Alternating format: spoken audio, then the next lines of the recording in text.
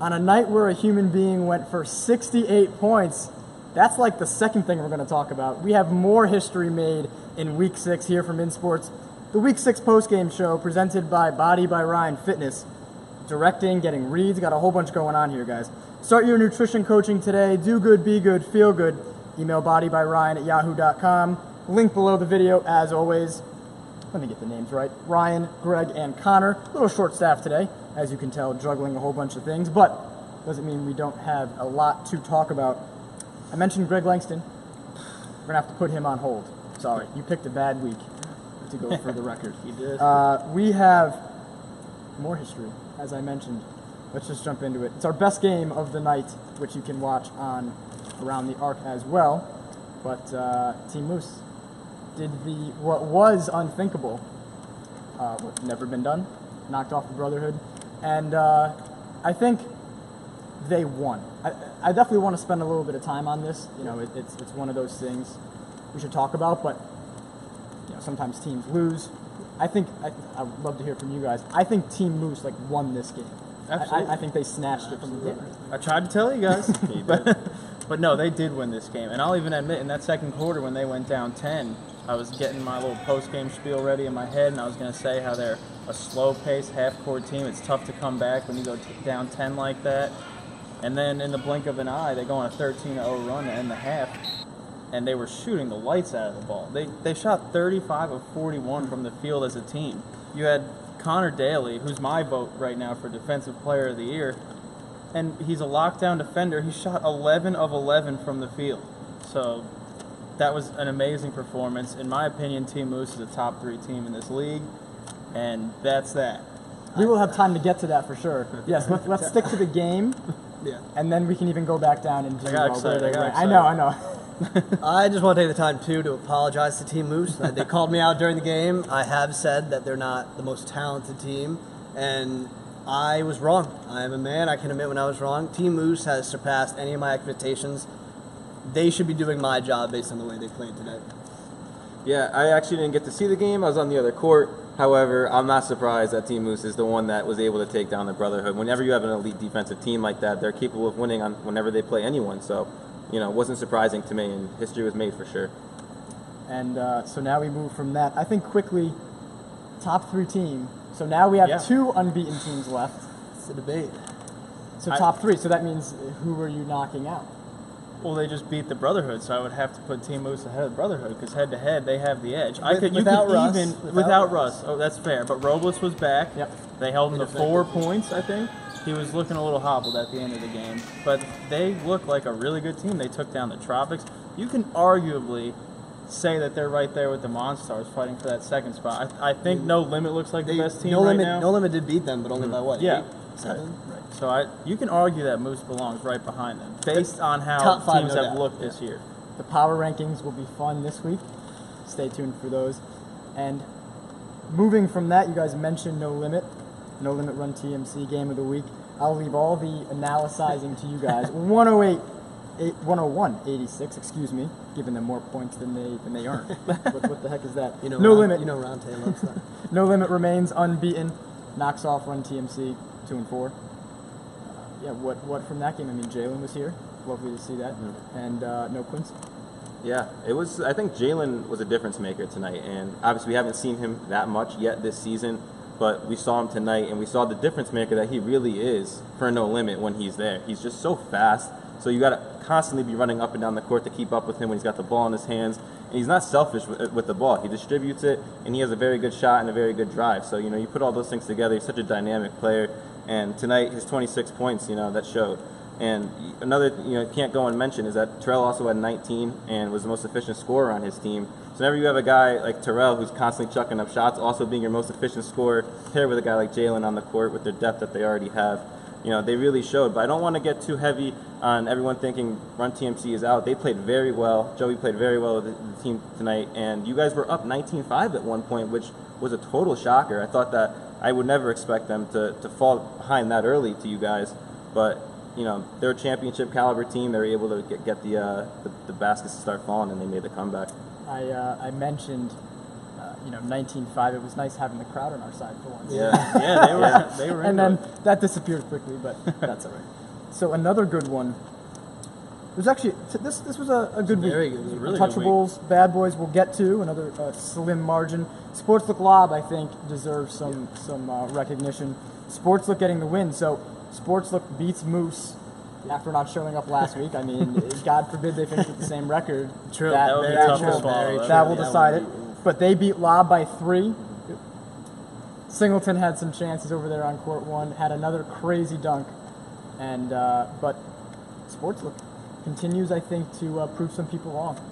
I mean, Sportslook has a lot of talent, and the only thing I'd say about them is they had amazing performance. They just need to be more effective from shooting. I mean, Brian Acevedo puts 27 in, but they were 6 for 26 from deep, and they're a good basketball team. It shows from this win, but the one thing I would say for them is just try to improve and take better shot selection. But as far as Lob, it's the Eric Singleton show. They go as he goes, and they're a talented enough team to definitely make some noise in this league. I would definitely like to not call them out, but just put pressure on them to say, help Eric out. He's doing it all. He had 9 rebounds. He's stealing the ball. He's dunking over the whole team.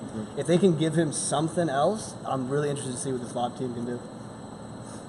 Yeah. That's it? Yeah. Okay, no, go ahead. Not much else to say besides Eric. He kind of summed it feels up. like a Russell Westbrook. And A fringe contending team riding the wave of one dominant player. That's just what it feels like right now. Yeah, I just agree. And it's just a really good team whenever Eric's at his best. Yeah. But if Eric's not able to carry the team on his back, it leaves questions. So that's really all I have to say about them. Yeah, cool. Untouchables, Bad Boys, 49-43. I was a little busy when this was going on, but I am curious. I saw some heatedness, which is going to happen in a Former close teammates. game. Former teammates. And I think Bad Boys made some free throws, escape with the win. I'm curious why it was only 49-43. Defense, and Usually we'll keep the score down. See, here's the funny thing. The defense in that game was very good, but it was lackadaisical in the sense that neither teams were closing down on shooters, and both teams really weren't shooting that well, and that's part of the reason for the low score. The Untouchables need someone other than Chris Rosario to do something. I mean, it's evident when he comes out of the game, they get outscored, and it's just runs on runs. He comes back in, he brings them back. They need someone other than him to give them something out there. And for the Bad Boys, Trey has brought this team a different element. He's quick, fast, he can dunk over people. Matt Shannon's starting to figure it out. He's getting rebounds, he's getting bigger. They got Foster back this week. The Bad Boys are starting to come up, but I just would like to see more than an 8-point win against a team like the Untouchables. Yeah, 100% on the same boat. They've made so many great additions to their lineup that you expect them to be that top tier competing team. Maybe not put them right in the top tier, but they're right on the fringe, and they can scare a top tier team at any game. So, whenever they get everybody on the court playing well together, I think that they're a tough team to beat. For sure. 2 more close-ish. Central Chocolate and Goon Squad. I mean, I know Goon Squad kind of called off the fouling at the end, so maybe a little deceiving on the score. But hard-fought game. Central continues to roll with, I think they had 5 again. And that's what I wanted to mention about Moose. 5 guys got the job done. So that's important. There's no more excuses for any team. So, Central Chocolate, 5 guys able to get the win. We should get them as a sponsor. We should. 5 guys something. Doesn't matter. 5 guys, burgers, and fries. 5 guys, 10 guys, they had Carmine, so they're good. There you go. Take it away. That's all I had to say. Oh, Carmine. Yeah, I'm with him. Carmine is a difference maker. He's always up for MVP, Offensive Player of the Year. He's the reason you come and watch a game here. You want to see him play.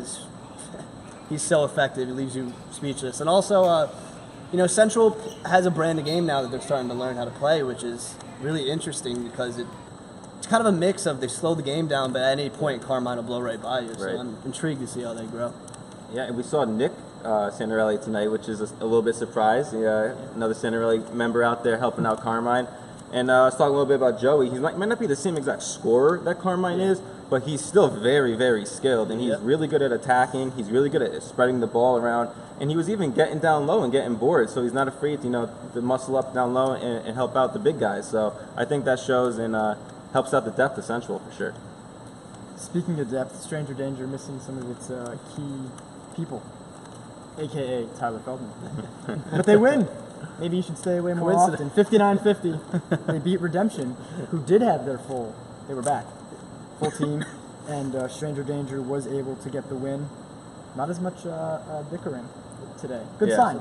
I don't think I heard any. And it was really close in the fourth quarter. They kept their composure. They outscored Redemption 22-12 in the fourth quarter. So, how's that for fourth quarter demons, which they seem to have been battling all year.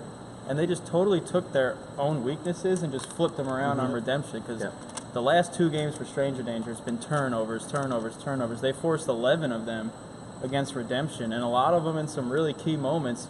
And you have 4 guys finish in double figures. It was a really balanced effort. They, had it not been for Team Moose, they might be the most impressive team of the week. I agree.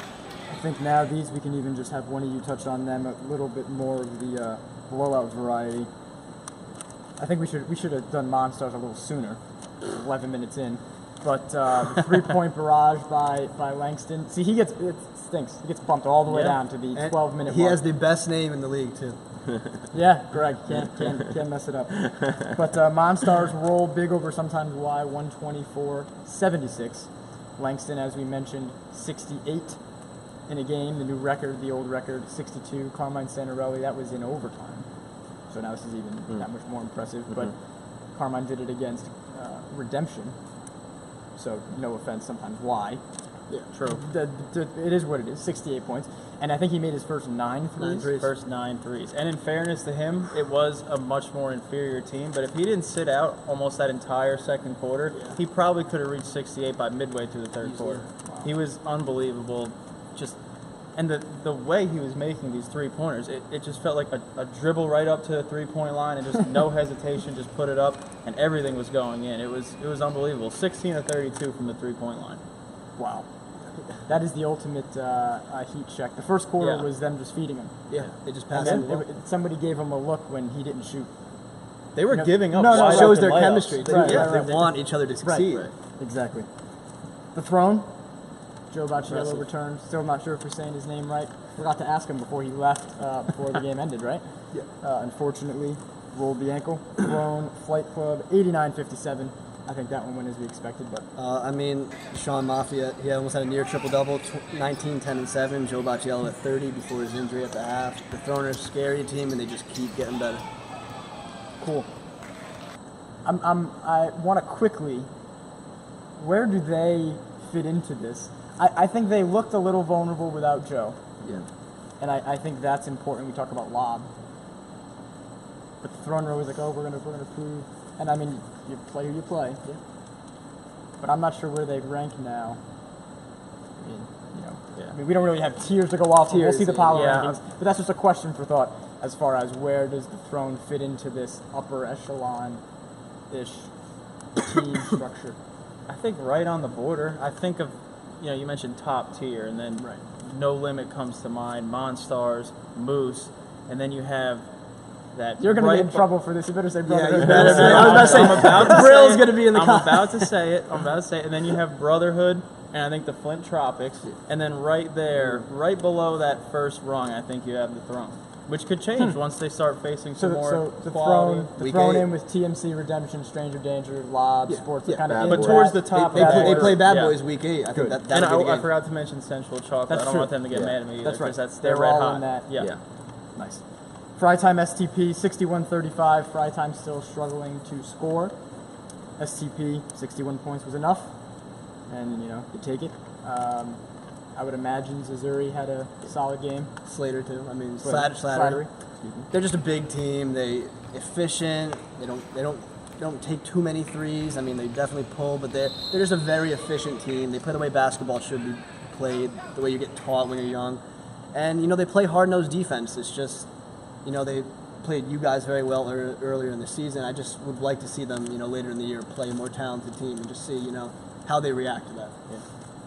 Anything?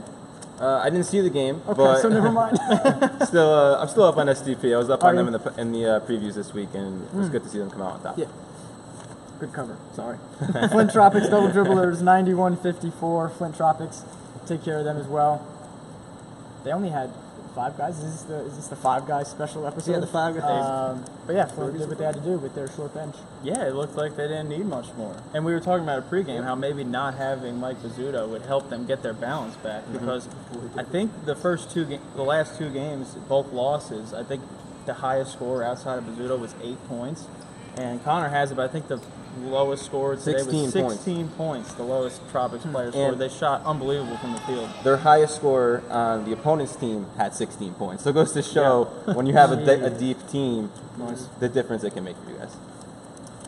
Yeah, I can only imagine the percentage of scoring in the last two games Pizzuto has done. Right? Yeah. Just like, you can say it, no one scored at more than 8, but the percentage of that offense he actually. So today was a good showing for them. We expect to see they're in that mix. Absolutely. Yep. We'll see more of them. Anything else? We're out. Week 6 post-game show presented by Body by Ryan Fitness. Stay tuned to the site. Around the Arc coming up later in the week. I'll be hosting that as well, so that'll be a lot of fun. For the guys, I'm Joey. Thank you, and we will see you week 7 as the playoffs approach. 2 unbeatens left, and a record that we didn't even mention until minute 11.